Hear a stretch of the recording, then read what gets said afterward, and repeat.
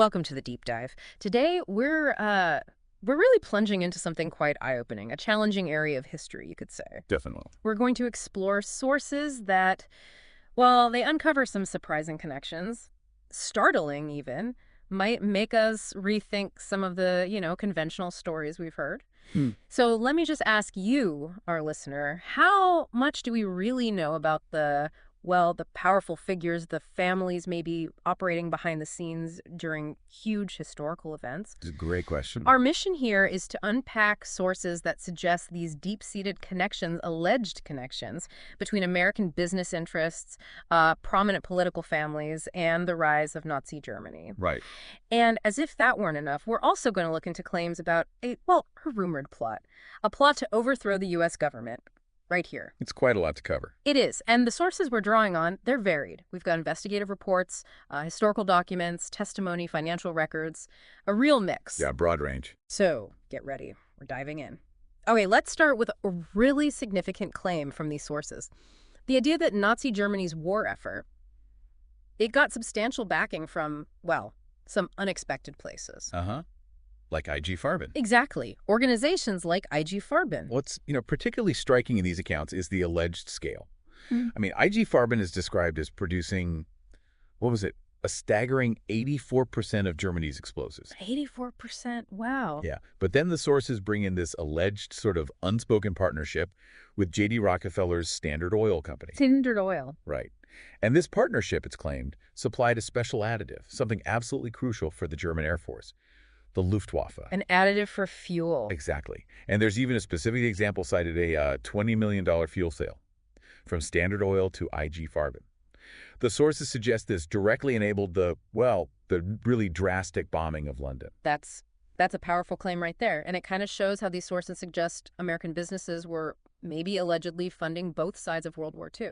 That's the picture painted, yes. Just one example they give. But the alleged connections, according to these documents, they don't just stop with wartime supply, right? No, not at all. We're also introduced to the Union Banking Corporation, UBC, in New York City. Yes, UBC. And this organization is accused, in these sources, of financing parts of Hitler's rise, supplying materials during the war, and basically acting as a Nazi money laundering bank. It's revealed that UBC was eventually seized for violations of the Trading with the Enemy Act. Okay, that makes sense. A wartime measure. Right, designed to stop any financial dealings with enemy nations. But here's where the story gets, incredibly specific according to these sources. Prescott Bush. Wait, the father and grandfather of the President's Bush? The very same. Yeah. He's alleged to have been a director and vice president of this bank, UBC. Wow. Okay. And the accounts explain that UBC and some other Manhattan-based outfits were allegedly like front companies. Front companies. Yeah, and nest eggs, they call them, for a German industrialist named Fritz Thyssen.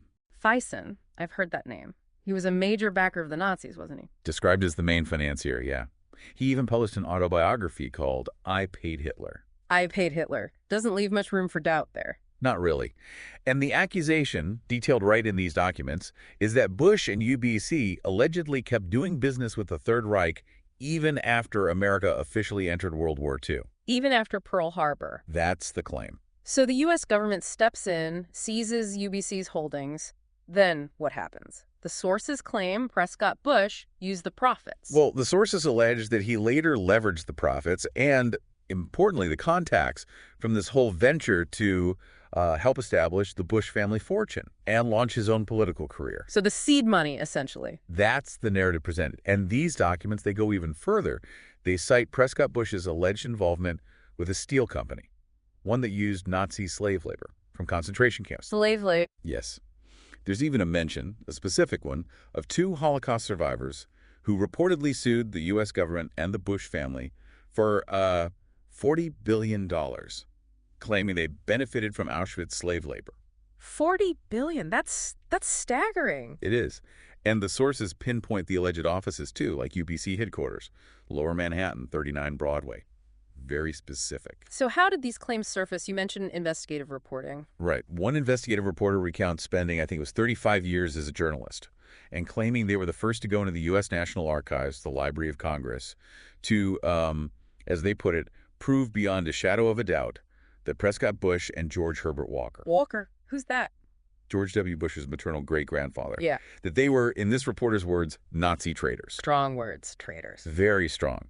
And what's noteworthy is the alleged international attention this got. Yeah. The Guardian, the newspaper in London, they reportedly sent a renowned reporter over to verify these explosive documents, as they were called. And what connection did they supposedly find? The connection laid out is that George Herbert Walker allegedly brought Prescott Bush into the investment firm, Brown Brothers Harriman, and then into the Union Banking Corporation, which the sources describe as, quote, anything but a bank, basically a Nazi money laundering operation. Not just a bank, a money laundering operation. That's the description. They also mentioned the Hamburg American line, portrayed as a Nazi front business, allegedly transported Nazi spies, even offered cash rewards for, proselytizing for Hitler. Goodness, so this all built up. Seems so. It culminated in an alleged scandal, highlighted by this New York Herald Tribune article. The headline was apparently, Hitler's Angel has $3 million in U.S. bank. Hitler's Angel? Yeah. And this was published 8 months after the U.S. entered the war. Wow. And the documents also connect Brown Brothers Harriman to I.G. Farben again, the company running Auschwitz? Allegedly, yes. Their alleged work with I.G. Farben, which operated the Auschwitz concentration camp. So, with all these alleged dealings, what about the motivations? Were they just trying to profit from the war, or was it dupper, according to these sources? Well, the sources contend that the UBC shareholders weren't just passive investors looking for a return. They argue they are phantom shareholders for Treason. Phantom shareholders? Meaning they were allegedly carrying out his directives directly, doing his bidding, not just investing alongside him. I see. More actively involved. That's the claim. And what's really startling from these accounts is the assertion that the FBI, the Justice Department, the Treasury Department, they all allegedly warned them, told them to cease and desist. They were warned by the U.S. government. Allegedly, yes. Yet the sources claim they supposedly continue these Nazi dealings until 1951. 1951. The war ended in 45. Exactly. 6 years after the war ended. Moving Nazi assets, supposedly, into Switzerland, Brazil, Argentina, Panama, and still maintaining business ties with Fritz Thyssen. The man called Hitler's Angel. Well, described as the wealthiest man in Germany and a key architect of the Nazi war machine. Yeah. So what happened in 51? This section of the sources concludes with the claim that in 1951, after Thyssen died, UBC was finally liquidated, and Prescott Bush allegedly received $1.5 million for his holdings. 1.5 million back then. A very significant sum. Yeah. Described in these accounts as the beginning of the Bush family fortune. It's hard to believe patterns like that would just stop. Do the sources suggest these kinds of connections, or maybe similar ones, continued, passed down through generations? The documents do make claims about George H.W. Bush, the elder Bush president. Okay, what kind of claims? Including allegations that his presidential campaigns employed people with documented ties to former Nazi-aligned groups in Eastern Europe. Really? Like who? Well, they name names. For example, a Yo pastor is mentioned for his alleged role with the Hungarian Aerocross, a fascist group, and Yaro Stetsko for his alleged involvement in the slaughter of Jews in Lviv during the war. Employed on a presidential campaign. That's the allegation in these sources. They also highlight the appointment of William Stamps Farish III. Who's he? He was appointed to head George H.W. Bush's blind trust, where assets are managed independently. Right, to avoid conflicts of interest. Supposedly. Yeah. But this appointment is flagged because Farish's grandfather, he has this alleged history of selling gasoline to Japan, which contributed to the Pearl Harbor attack, and supplying Hitler's war machine. So the grandson heads the blind trust. Yes. And the sources even quote President Harry Truman's alleged reaction to the grandfather's actions. This is treason. Treason. Wow. Okay, so let's trace this alleged financial trail back even further. You mentioned these sources go back to World War I. They do. They try to establish the origins. They talk about August Thyssen Fritz's father, I believe, creating the Bank 4 handle in Scheepvaart in Rotterdam back in 1916. During World War I, to protect his fortune. That's the stated reason. Then it details the alleged involvement of Heinrich Thyssen, another family member, along with Avril Harriman and George Herbert Walker. Walker again? Yes. In setting up the Union Banking Corporation in 1926. Okay, so connecting the dots back. They also explain something called the Thyssen-Flick Union, described as a scheme to suppress labor unions, and Prescott Bush's alleged role, managing the United Steelworks account. United Steelworks? Which included the Consolidated Silesian Steel Corporation and its location remarkably close to Auschwitz. Near Auschwitz. Okay, this raises a critical question. How direct was this alleged connection to the actual atrocities, the Holocaust itself? Well, the sources clarify the claim. United Steel allegedly supplied 50.8% of pig iron to Nazi Germany, a major supplier for their war machine. Half the pig iron. That's the figure given. And they draw this alleged link between the steel corporation's location near Auschwitz, the Nazis' original plans for labor there, and then the eventual horrific use of slave labor from the camp. So the proximity wasn't just coincidence, they claim? They tie it into the coal needed for aviation fuel and the IG Farben plant nearby. There's even a claim attributed to a Dutch intelligence agent that Prescott Bush, quote, managed a portion of the slave labor force in Poland. Managed slave labor. That's a very direct and damning accusation. Extremely. The sources also delve into the alleged role of the Dulles brothers, Alan and John Foster Dulles, later very prominent figures. CIA director and secretary of state, respectively. Exactly. Their alleged role in concealing Nazi money in Union Bank. And they bring up this Nazi concept, Tarnum, means camouflage, used for economic warfare, hiding assets, that sort of thing. I see. They detail the alleged involvement of a company called DUSA in refining gold. Gold taken from victims' dental fillings. Oh, that's gruesome. It is. And DUSA's joint ownership of Degussa, the firm that produced Zyklon B, the gas used in the chambers. And the claim is? The claim is that some of this gold allegedly made its way somehow to Prescott Bush. So the timeline, again, UBC and the Silesian American Corporation were seized in late 42. That's reiterated, yes.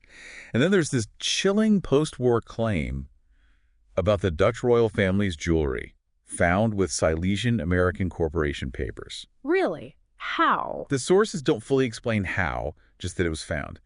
And it mentions the death of a Dutch banker, H.J. Coven, apparently right after a meeting with Prescott Bush. His death. Yes. And the source suggests this was potentially a method of the Jelen network. Jelen network. Never heard of it. Described as a purported post-war Nazi network, aimed at funneling wealth and agents across borders, silencing people maybe. It's quite conspiratorial sounding, but it's in the source. Okay. And this all leads back to? It leads back to the final liquidation of UBC in 1951, and that alleged $1.5 million profit for Prescott Bush. It's quite a tangled web they describe. Anything else about Prescott Bush in these sources? Yes, interestingly, they also highlight his alleged involvement in the eugenics movement. Eugenics, the discredited idea of selective breeding. That's the one. And this involvement, the sources report, actually contributed to his defeat in his first run for the Senate. It was unpopular. Does this theme carry on? Well, the documents describe alleged similar interests in George H.W. Bush. They note his role in forming Republican ethnic heritage groups. Ethnic heritage groups. Sounds innocuous. But the sources describe these groups as essentially a reward for Nazi Quislings, collaborators from Eastern Europe who came to the U.S. A reward? That's a controversial framing. Highly. They also cite his appointment of General William Draper, characterized in the sources as a rabid racist and a eugenics society member, appointed as Bush Sr.'s population expert. Draper. Any other connections? According to these accounts, Draper played a role in post-war Germany, allegedly protecting former clients like Bush by stopping the dismantling of an IG Farben plant. Stopping the dismantling. Yes. And what's also pointed out is that IG Farben's head office later became the CIA's European headquarters. Okay. Quite the coincidence, if it is one. All right, let's shift gears now to another really incredible claim from these sources. The alleged 1934 business plot, a plot to overthrow President Franklin D. Roosevelt. Yes, this is a truly extraordinary story. To set the scene for you, our listener, picture one of the bleakest times in U.S. history, the Great Depression. Millions unemployed, society feeling like it's coming apart, real desperation. Absolutely. And while today we mostly view FDR's New Deal policies, public works, helping the poor pretty positively. Right, standard history. The Bourses explain that at the time, major elements in the business community, they hated Roosevelt, deeply resented him. What was the fear? They allegedly feared his policies would set up the federal government as this, arbiter and enforcer in the economy, fundamentally changing American capitalism, taking power away from them. So a perceived threat to their power and wealth. Exactly. In this context, it raises a really important question. What extreme measures might powerful interests have considered back then, feeling that kind of pressure? Which brings us to this sensational claim described in the sources, a plot by Wall Street interests to overthrow President Roosevelt, maybe even assassinate him and set up what? A Hitler-style fascist state? Right here in America, backed by a private army. That's the core of the alleged plot. And who was supposedly involved? The details apparently came out in the McCormick-Dickstein Committee hearings, November 1934. These hearings reportedly revealed claims that Prescott Bush, yes, along with members of the DuPont family, the Remington Arms family, and J.P. Morgan, all implicated. Some very big names in American industry and finance. Huge names. And the alleged plan. The plotters intended allegedly to follow Hitler's model. Right. Exactly. How so? Impose martial law, round up, quote, unemployed people that were worthless, and Jews into internment camps. My God. And even, quote, exterminate the people that could not be part of the effort. It's genuinely chilling stuff, these alleged intentions described in the document. It's horrifying to even think about. So the sources point to an unexpected hero in this story. They do. Major General Smedley Butler, a really highly decorated Marine Corps hero, a genuine patriot by all accounts. Butler, okay. And he was approached to lead this coup. That's the claim. lead the overthrow of the government. Why him? Well, he was hugely respected, especially by veterans. But Butler, characterized as a staunch defender of democracy, allegedly played along, secretly, to expose the whole thing. Okay, so he infiltrated it. That's the story. He was contacted by a guy named Gerald McGuire, a New York City breaker. McGuire allegedly wanted Butler to raise an army. 500,000 World War I veterans? 500,000 veterans. How? Many were angry about unpaid bonuses from the war. The bonus army incident was fresh. McGuire thought Butler could mobilize them. Right, the bonus marchers. And what's really striking is McGuire's alleged proposal. He suggested creating a new position, like an assistant president or secretary of general affairs, essentially pushing FDR aside. How would they manage that politically? The cynical plan, allegedly, was to use newspapers, which many of these figures controlled or influenced, to spread a campaign that the president's health was failing. McGuire allegedly believed, quote, the dumb American people will fall for it. Such contempt. Incredible, isn't it? The sources recount Butler's testimony and also the account of journalist Paul Comley French. He quoted McGuire as saying, we need a fascist government in this country. He actually said fascists. According to French's account, yes. Smedley Butler is the ideal leader. He could organize 1 million men overnight. McGuire also allegedly spoke of needing a man on a white horse, a dictator, to save capitalism. A dictator to save capitalism. Wow. But Butler didn't go along with it. No. He gathered enough information, apparently, and then bravely blew the whistle to Congress. He stated his main interest in all this is to preserve our democratic institution. A true hero, if these accounts are accurate. Seems so. The McCormick-Dickstein Committee then investigated these claims. The chairman, John McCormack, reportedly said he had no doubt that fascist forces were gathering. But an army of 500,000. A coup. That takes serious money. Who's going to fund it? Well, the sources explain the alleged funding mechanism. Big business moguls, Wall Street brokers, they would operate through a new lobby group, the American Liberty League. The American Liberty League, I've heard of them. They were very anti-New Deal, right? Extremely. And its membership, the sources claim, included huge names from companies like General Foods, Heinz Foods, U.S. Steel, General Motors. A who's who of corporate America at the time. Pretty much. And Grayson Murphy, Gerald McGuire's boss, the broker who approached Butler, he was the alleged treasurer of the Liberty League. Connecting the dots again. And the Hamburg America line, managed on the U.S. side by Prescott Bush, remember? Right, the alleged Nazi front. It's highlighted again here for its alleged role in bringing Nazi spies and pro-fascist sympathizers into America, adding to that climate. So how solid is the link between the Liberty League itself and this alleged plot? That's where it gets a bit ambiguous in the sources. Prescott Bush's dealings, they note, were reportedly legal before the U.S. entered the war later on, and there's no firm evidence presented that directly linked the Liberty League itself to the coup plot. Okay. But academics, like Professor Tony Badger, are cited as believing it acted as a magnet for those with such intentions. Even if the organization wasn't formally involved, it attracted the plotters. A gathering place, perhaps? Perhaps. But here's where the narrative from the sources gets even more intriguing. Despite Butler's very detailed testimony, the actual files of the National Archives, reportedly thin, showing no direct reference to these powerful industrialists like DuPont or Morgan. No reference, after Butler named names. Butler himself accused the committee of deliberately editing out the names of top business people from his testimony. His words were something like, they slaughtered the little and allowed the big to escape. So a cover-up. That's certainly the implication. Samuel Dixty, a committee member, it's the McCormack-Dickstein Committee, reportedly admitted censoring papers for verification purposes. But still, senior figures like René Dupont, J.P. Morgan, allegedly never even called to testify. Never called, despite allegations of treason which carried the death penalty. Exactly. That's what the sources emphasize, the potential gravity versus the lack of follow-up on the biggest names. So why? Why would the committee or someone higher up let them off the hook if the allegations were true? Well, if we connect this to the bigger political picture, the sources claim FDR's main goal, his absolute priority, was getting the New Deal passed, saving the economy, reshaping the government's role. Okay. So the implication, the claim made in these sources, is that he struck a deal. A deal with alleged traitors. The alleged deal was the plotters walk free, face no charges, if Wall Street backs off its intense opposition to the New Deal legislation. Quid pro quo. You let my New Deal pass, I let you avoid prosecution for treason. That's the scenario presented in these sources. A very pragmatic, if deeply unsettling, political calculation. Hashtag outro. Wow. We've just walked through a series of really extraordinary claims. Deep alleged connections, powerful American financiers, a major political family, the rise of Nazism, even a plot to overthrow American democracy itself.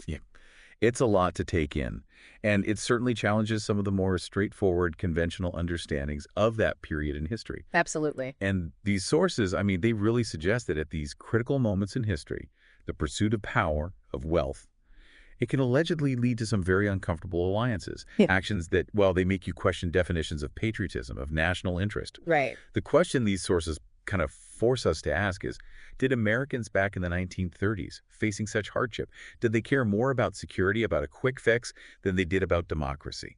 Could that desperation have, according to these claims, opened the door to a dictatorship? It's a sobering thought. So for you, our listener, what lessons can we maybe take away from these claims? About powerful people, institutions, maybe operating in the shadows?